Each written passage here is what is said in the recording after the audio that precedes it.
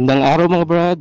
Pupunta po tayo ngayon sa e-time bike ni Mr. Marvin Chua Motovlog sa Land Bank Green Hills. Yan. So, punta natin siya, tayo sumuporta sa kanyang event na inorganize. So, samahan niyo po ako at papakita ko po sa inyo ang highlights ng event na to sa video na to. So, samahan niyo po ako. Let's go!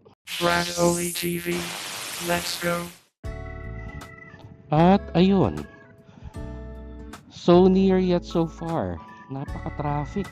Sobra. Saturday madness talaga. Ika nga. So anyway.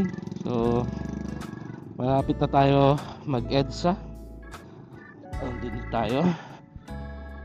At babaybayin natin tong napaka-traffic na tong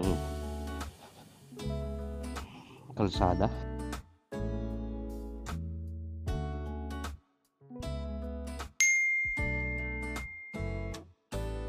At ayun, sa wakas, nakalusot din. Grabing traffic yun. Anyway, so malapit na po tayo. So ang ating destination is Land Bank. So makalampas ng Petron. So sino kaya mga maabutan natin doon? Okay, later guys. Ayan, ilang tayo sa Land Bank.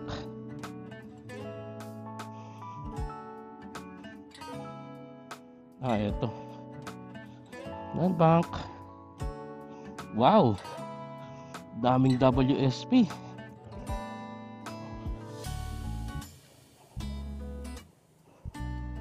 There po.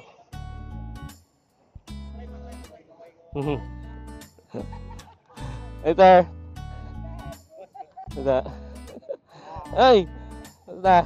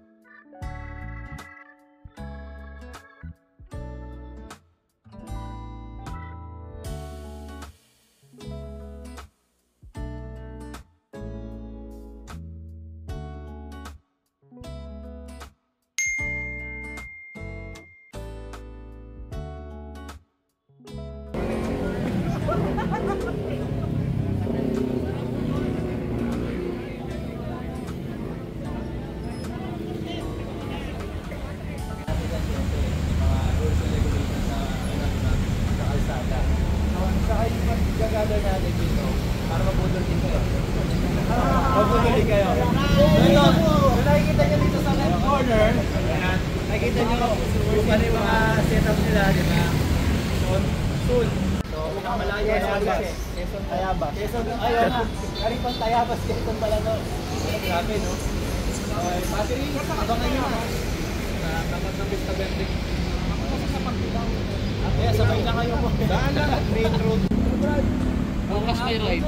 Bukas may ride. Live ako eh. Paano yun? Hindi pa nakapag-charge yung iba. Sagot na si Puno, taga sa Katapugo. Ako si Ben.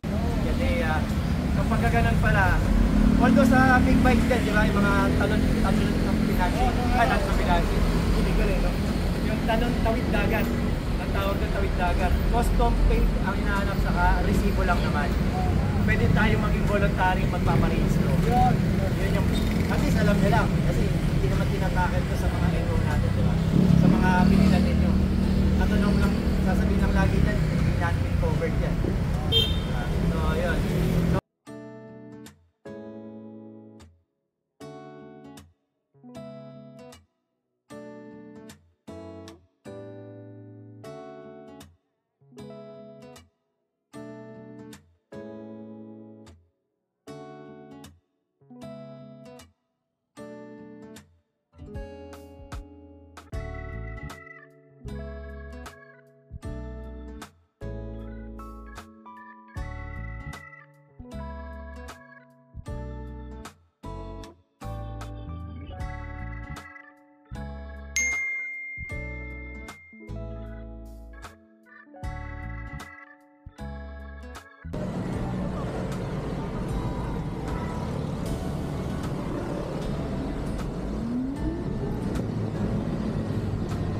So yun, natapos yung event. Actually, humiwalay na ako sa kanila.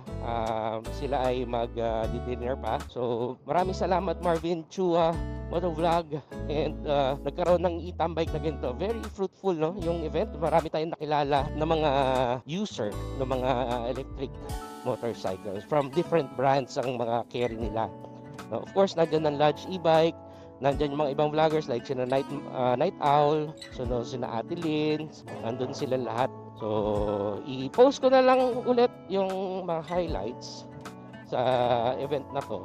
And sabi ko nga, this is to create awareness for other consumers, no, mga nagmomotor or nasa conventional gasoline motorcycle, no, na may an alternative option or alternative for transportation, which is ang electric motorcycle, no? So again, maraming salamat Marvin Chua Motovlog for the invite and create ng ganitong event, ng e-tambike, no? So syempre lalong lumalawak ang ating community sa mga ganitong klaseng mga events. Salamat po sa lahat ng nakatapos nitong video na to, and kita tayo ulit sa susunod nating vlog. Again, I'm your Brad Oli TV. Maraming salamat po. Ride safe to all. Bye-bye.